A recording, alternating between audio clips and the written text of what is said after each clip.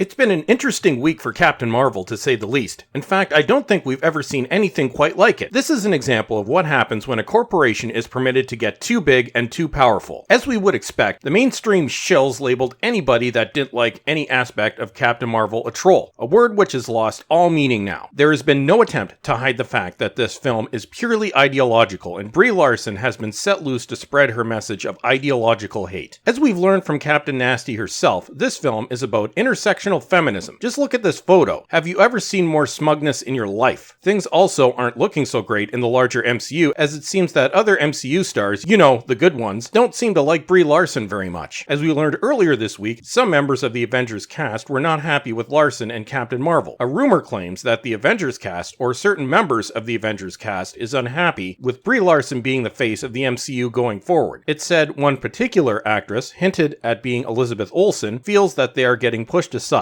that they are being treated unfairly. I like Elizabeth Olsen, and Scarlet Witch has grown on me over the years. The focus of the first solo female MCU movie should have been her or Black Widow. I would say they have every right to be pissed off. Larson further endeared herself to her co-stars when she proclaimed on the Jimmy Kimmel Show that there's a lot of people to hate in the 3 movies she has filmed. What a joy she must be to work with. The actions of Disney, YouTube, and Rotten Tomatoes this week, perhaps without even realizing it, undercut the very message of female empowerment they claim they are trying to spread. Of course, we all know what their message is. If this woman really is strong and independent, then why did you feel the need to censor the internet to protect her? What a week this has been, as both Rotten Tomatoes and YouTube showed their true colors, as if there was any question on this to begin with. It started with Rotten Tomatoes removing the Want to See feature from their entire website, just as Captain Marvel was tanking. Critics must be silenced. Then all sorts of, shall we say, questionable behavior was occurring on their website with regard to Captain Marvel after the audience score became available. Here's a screenshot I took on my smartphone and posted to Twitter at 11:50 a.m. Eastern Standard Time yesterday. Note the audience score, 33% with 58,367 ratings. Here's a screenshot from about 2 hours later. Note the user ratings number. It seems that over 50,000 user ratings had magically disappeared. By reports, the user rating numbers went back up in the middle of the night, but it is now right back to where it was 24 hours ago. Here's a screenshot I took on my PC at 11:45 Eastern Standard Time this morning while working on this video. You'll notice that it's exactly where it was yesterday. It's like Rotten Tomatoes has decided to freeze the user rating to prevent it from going even lower. Media manipulation at its finest. It also looks like it's Rotten Tomatoes and not the trolls that have employed bots, as the same review, word for word, was posted over and over again. I would suggest checking out Comic Artist Pro Secrets, as EVS made a very amusing video covering this. Well, Rotten Tomatoes, I'd say it's a safe bet you guys are done after this. Metacritic must be pretty happy. We also had Rotten Tomatoes approved critics admitting to giving false reviews in the name of ideology. Take a look at our friend Rodrigo here. Very sad and bummed to report that Captain Marvel did not do it for me at all. Could say so much more, but don't want to feed the incels. A bit of projection there, Rodrigo? Maybe later in this thread. Then there was YouTube, and I must say, this was the strangest week in my 11 years of posting videos to this channel. Last Sunday, I posted Captain Marvel is a PR disaster, which had more views in the first 12 hours than any video I have ever posted. It seems that this video may have attracted the attention of the wrong people, because not only was it demonetized, but just as this happened, the views completely flatlined. Just look at this graph. Can you guess where the monkey business happened? My channel then developed the strange symptom that persisted throughout the week. It seems that whenever somebody subscribed, the same amount of subscribers would suddenly disappear, and this continued for several days. Other YouTubers that spoke out against Captain Marvel also noticed very strange things occurring. My channel stats across the board seemed to be going up and down at random. I had reports from several longtime subscribers that they had either been unsubscribed, or my videos were no longer appearing in their subscription boxes, or that the notifications had been turned off. And this included some that had been regular followers for a decade. Then this article appeared in The Verge. YouTube fought Brie Larson trolls by changing its search algorithm.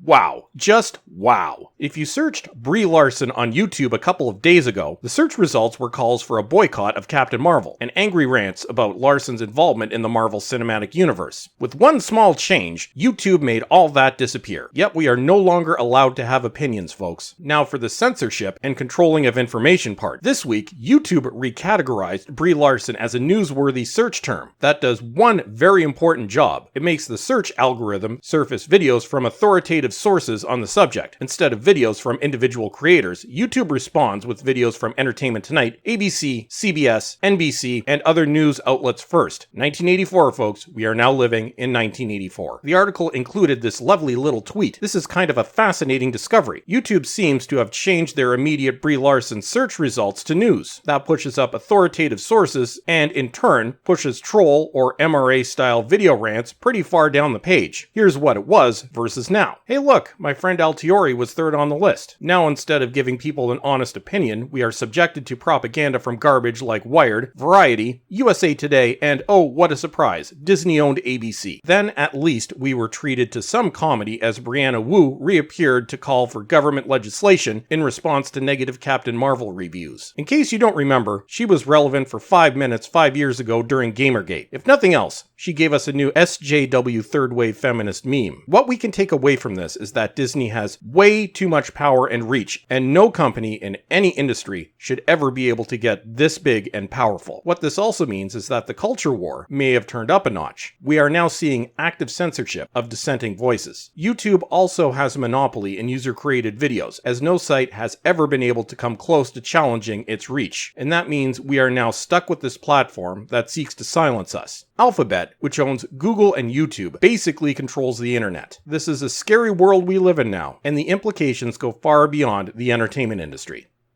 And that's it for today. Don't forget to subscribe, make sure you're still subscribed, and follow me on Twitter. And as always, everyone, thank you for watching, and have a great day.